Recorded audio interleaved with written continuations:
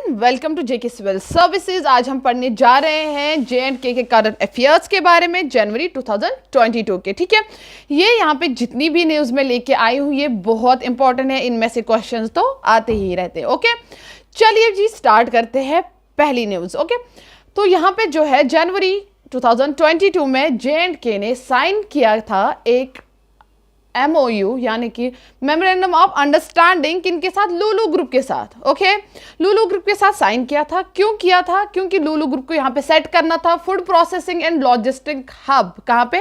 श्रीनगर में। जे&के में कहाँ पे? श्रीनगर में। ओके, चलिए यहाँ पे आप बात करते हैं कि साइन हुआ तो कहाँ पे हुआ। जे&के और लुलु ग्रुप के बीच में जब साइन हुआ तो वो कहाँ हुआ? दुबई में हुआ। ओके, चलिए ठीक है। तो लुलु ग्रुप जो है ये कहाँ की कंपनी है इसके बारे में भी जान लेते हैं। ये जो है अबू धाबी की कंपनी है। अब मैंने ये पॉइंट यहाँ पे आपको क्यों बोला, क्योंकि यहाँ पे बहुत सारे बच्चे कंफ्यूज हो जाते हैं कि साइन अगर दुबई में हुआ तो शायद लुलु ग्रुप की कंपनी जो है ये दुबई में ही होगी। जी नहीं, इनके हेडक्वार्टर्स जो है वो अबू धाबी में है। ठीक है, यहाँ पे कंफ्यूज नहीं होइएगा। चलिए आगे बढ़ते हैं। इसके बाद हम देखते हैं जो साइन किन के बीच हुआ। जब ये इन्होंने MOU साइन किया तो वो किन दो लोगों के बीच हुआ। चलिए, हमारी जे&के की तरफ से कौन थे? जेके गवर्नमेंट की तरफ से principal secretary of industries and commerce थे। कौन? रंजन प्रकाश ठाकुर थे। कहां से? जेके गवर्नमेंट की तरफ से। और लुलु ग्रुप की तरफ से थे एग्जीक्यूटिव डायरेक्टर वहां के लुलु ग्रुप के अशरफ अली MA। ओके, तो अब ये साइन हो गया तो किन की प्रेजेंस में साइन हुआ वहां पे और कौन कौन प्रेजेंट थे? इन प्रेजेंस ऑफ जे&के की तरफ से LG मनोज सिन्हा और वहां की तरफ से थे चेयरमैन यूसुफ अली MA। ठीक है, ये कहां के थे? लुलु ग्रुप के चेयरमैन है। ओके, और यहाँ पे भी प्लीज आप कंफ्यूज नहीं होइएगा कि कहीं कहीं पे आपको लगेगा कि शायद इनकी प्रेजेंस जो यहाँ पे प्रेजेंट थे उन्होंने ही साइन किया है। जी नहीं, साइन जो हुआ है ये इन दोनों के बीच हुआ है, अशरफ अली और रंजन प्रकाश के बीच। ओके, और वहां पे वो प्रेजेंट थे, तो कंफ्यूज नहीं होइएगा। ओके, चलिए आगे बढ़ते हैं। यहाँ पे और एक पॉइंट मैंने लिखा है, जो यूसुफ अली MA जो चेयरमैन है ना लुलु ग्रुप के, वो इंडिया के ही हैं, ये आप याद रखिएगा।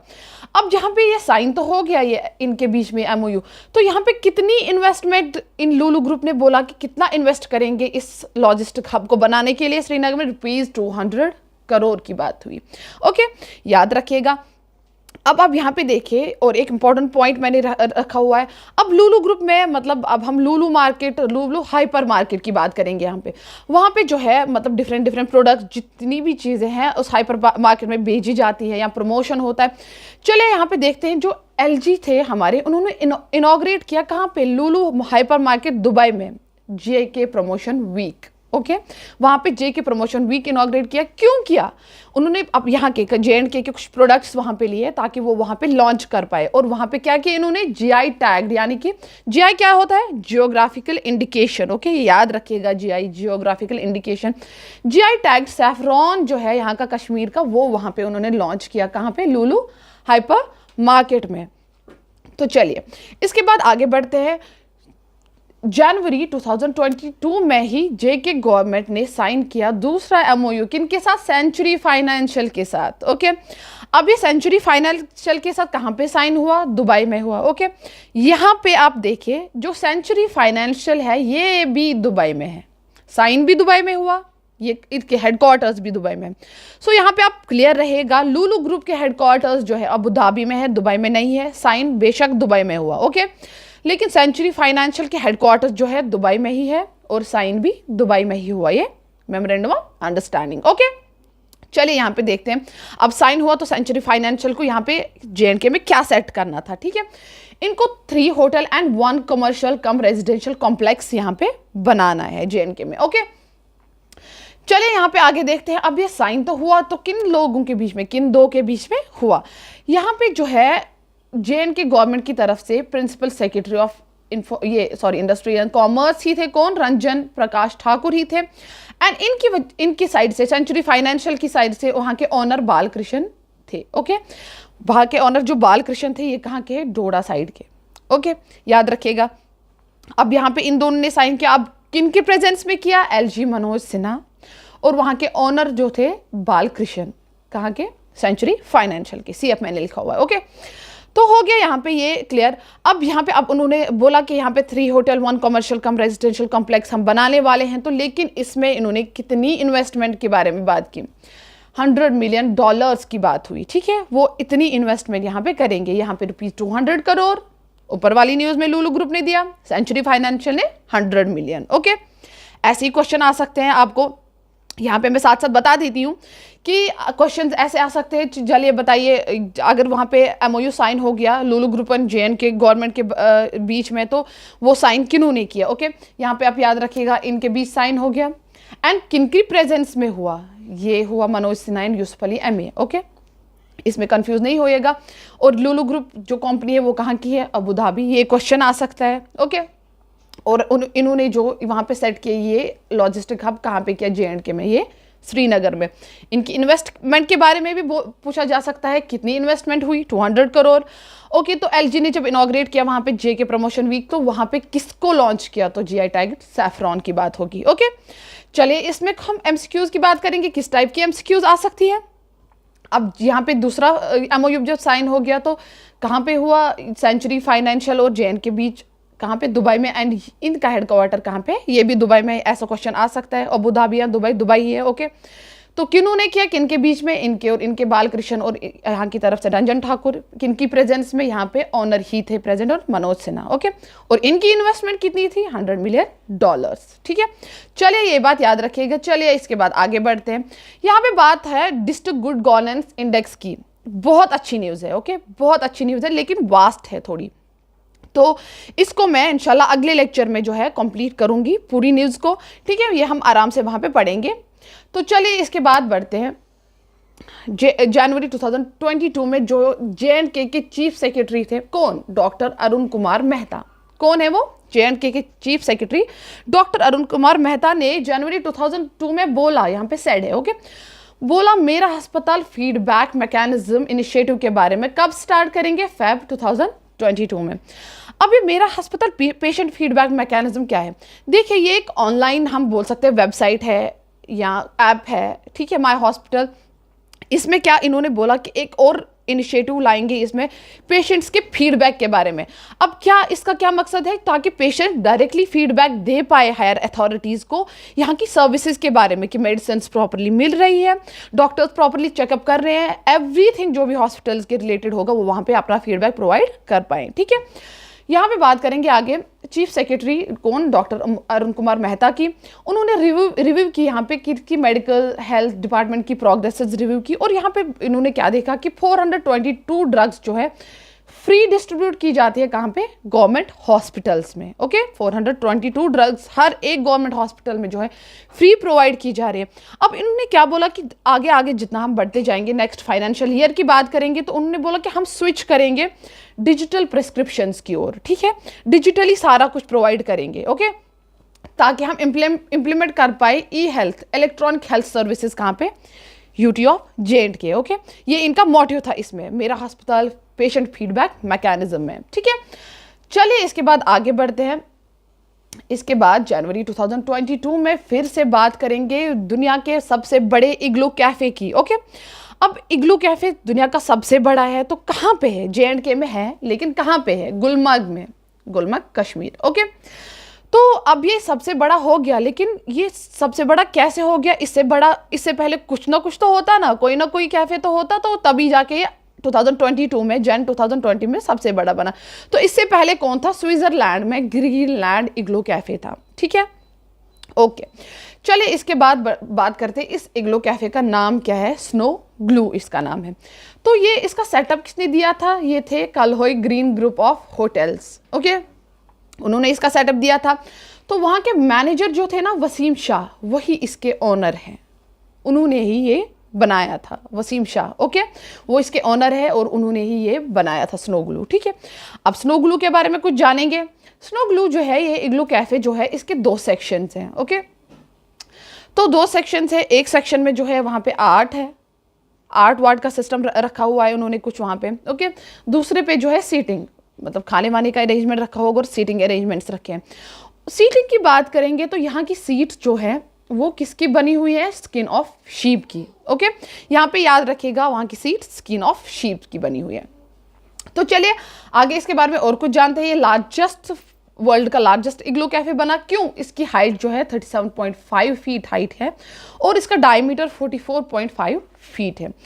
अब इग्लू कैफे के बारे में बात करेंगे। इसको कितना टाइम लगा बनाने में? 64 डेज। ओके, 25 लेबर्स लगे, 7000 snow blocks and 1700 man days to finish the project. Okay, इसलिए ये ज़्यादा हाईलाइटेड था। ओके, चलिए इसके बाद बात करते हैं हम मिशिका मित्तल के बारे में। मिशिका मित्तल कौन थी? ये एक जम्मू की एक लड़की थी, क्लास 11th स्टूडेंट, केसी पब्लिक स्कूल की। ओके, तो ये भी जनवरी 2022 की न्यूज़ है।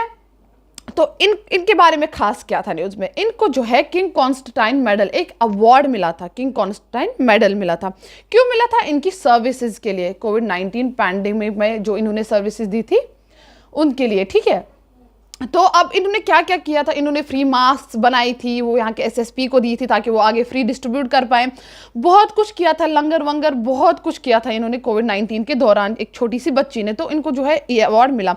अब यहाँ पे जो है अवार्ड कैसे मिला? इनको वर्चुअल फंक्शन, इसके स्कूल में एक फंक्शन लिया गया, क्योंकि आपको पता है कोविड-19 के दौरान जो था लॉकडाउन लगा हुआ था, तो अवार्ड डायरेक्टली इनके पास नहीं आया, इसको जो है कोरियर के थ्रू भेजा गया ये अवार्ड।